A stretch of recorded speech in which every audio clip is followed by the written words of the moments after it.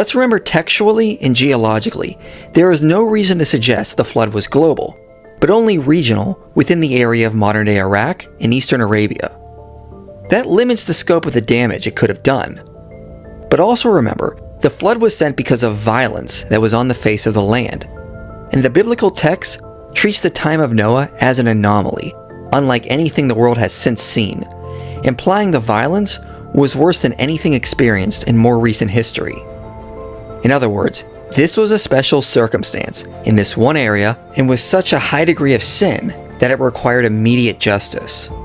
It is best compared to a later event in Genesis, the destruction of Sodom and Gomorrah. Abraham asked God to spare the cities of the plain if there is just 10 righteous people inside, and God agrees. But such a thing was not found, and thus Sodom and Gomorrah are destroyed. Now combine that with how Scripture implies there is an age of accountability, implying that people have to have the ability to consciously do evil, which many children are incapable of.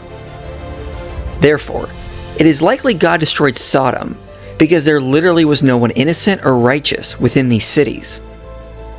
It's not like God is going around in the biblical text destroying city after city just because there were sinful people there, even though sin was a rampant problem, but not a problem that required total destruction.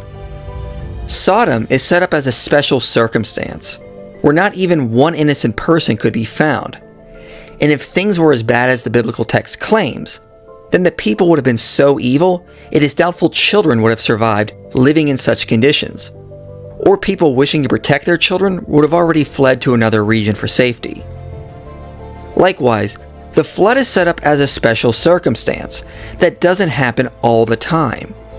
The people were so violent, there was literally no innocent life left.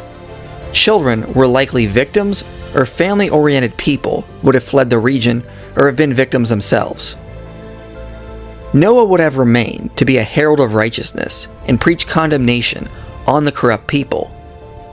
Either way, the text indicates the land was filled with violence and that all the people, apart from Noah, had become corrupt. Thus, there were no innocent lives that died in the flood.